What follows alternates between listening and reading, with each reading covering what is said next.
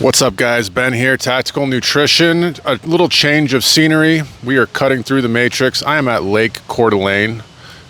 Just a little bit about me, guys. I live in North Idaho, one of the freest areas in the country. Anyway, I think this will be one of the more important videos that I do because I know that I tend to get a little preachy.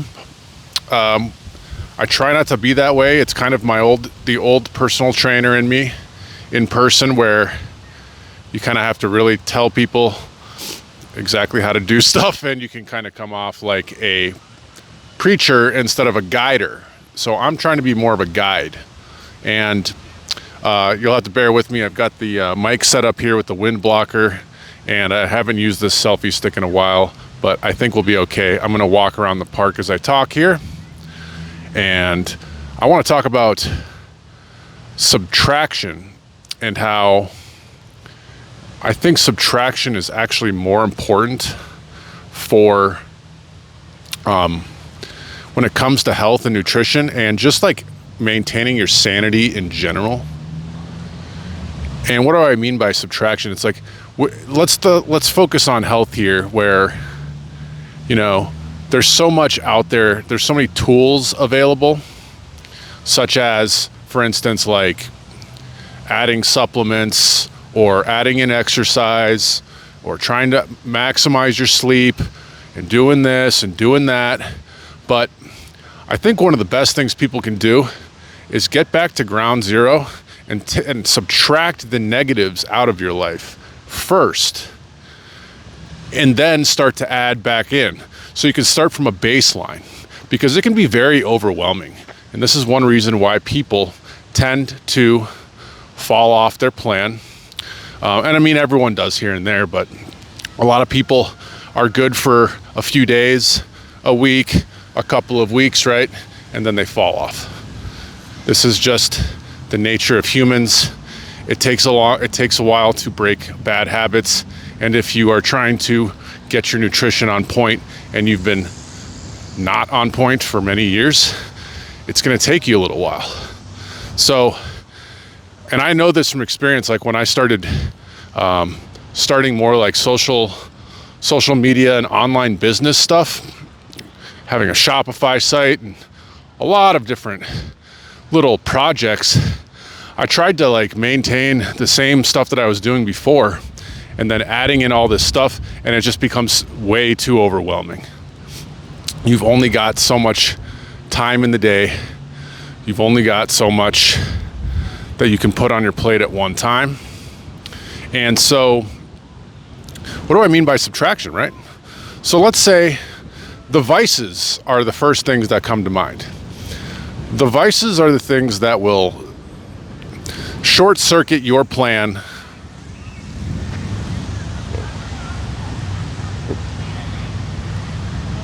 selfie stick malfunction. The vices are something that'll short circuit your plan quicker than anything else. I'm talking about the addictions: alcohol, drugs, procrastination. I mean, procrastination, I guess.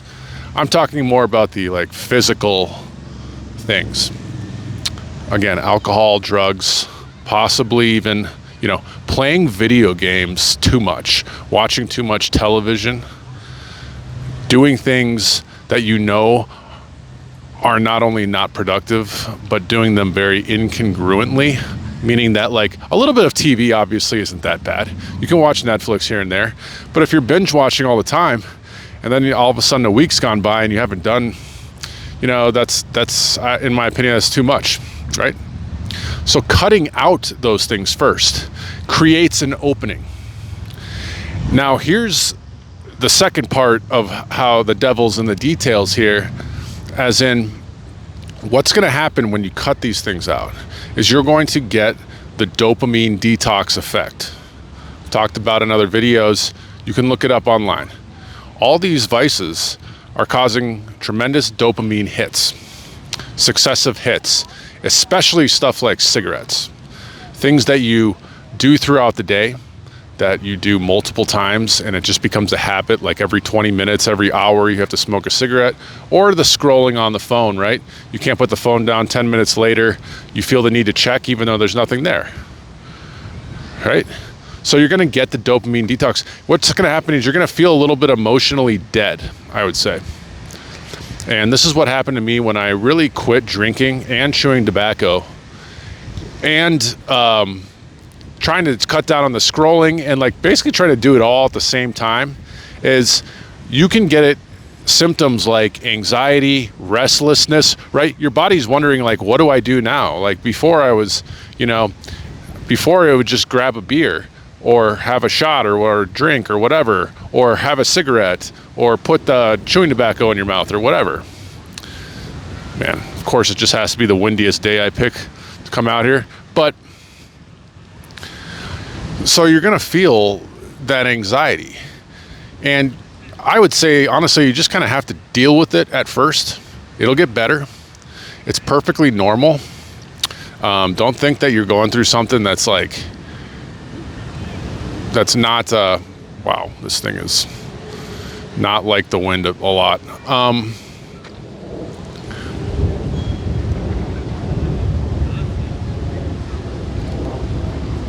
There we go. Sorry guys, this will get better in the future, I promise. But anyway, so now you've created that opening, and then you can fill it with the good habits, right? You begin to replace the bad habits. Because also when you cut out bad habits, if you don't replace them with something, you're gonna just feel bored and you're gonna feel procrastination and you're gonna feel like you're not doing anything productive. So what you do then is, instead of, one thing when I was quitting drinking, was like, I started working out more in the evening, because like around that time where it's like, okay, the day is kind of done, I could, wind down, have a beer or whatever, go to the gym instead. Not only are you avoiding the alcohol, but then you're getting that positive, and then you get that natural dopamine hit. The natural dopamine hits are what's going to really help you cut out these vices.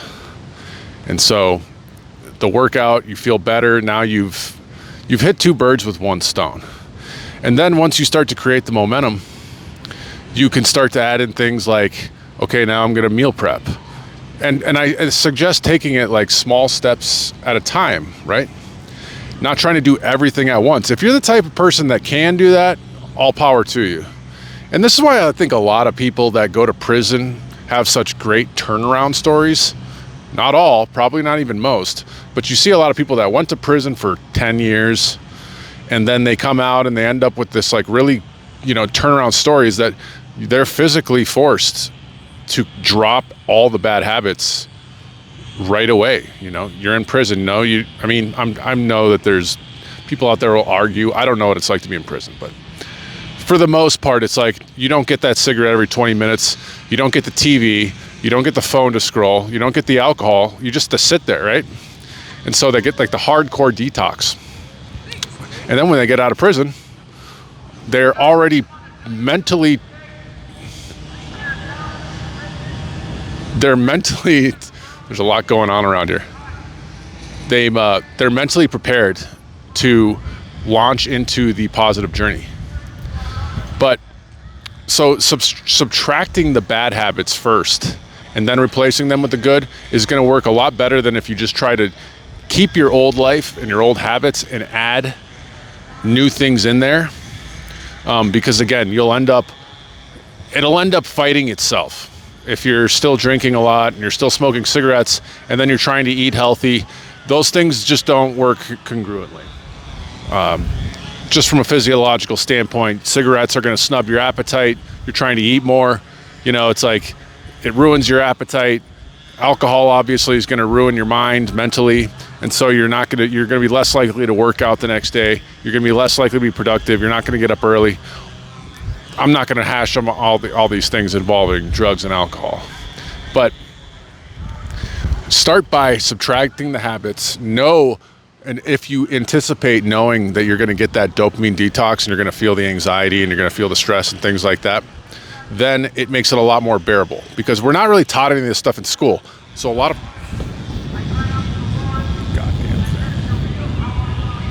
of people, and this is just to end this video because this thing does not like the wind out here, but a lot of people think that when they quit and they start dropping bad habits, and you'll get the same effect if you're used to playing video games a lot and then you stop that, by the way, or if you like to gamble a lot and you stop doing that, you'll get the same effect almost as if you were quitting drugs or alcohol, just to let you know. You'll feel your dopamine levels will be super low, and then they have to reset. You can sit there and then all the problems that you've been running from, of course, are going to come to the surface. So then that's when you have to do the spiritual work. But that's part of this health journey that I'm trying to help people to lean into. So guys, I hope that helps someone out there. Just anticipate what's going to happen. Know that it's normal. There's people out there to help. You can watch these videos, get support structure, hit the gym, a hard workout, even if you don't go to the gym, even if you just go outside, go for a walk, go for a hike. That's why I go out here on these walks a lot. I try to get out here daily during the summer. But if you keep doing that, eventually you'll turn this ship around and you'll be right onto that healthy lifestyle. I will talk to you guys in the next video.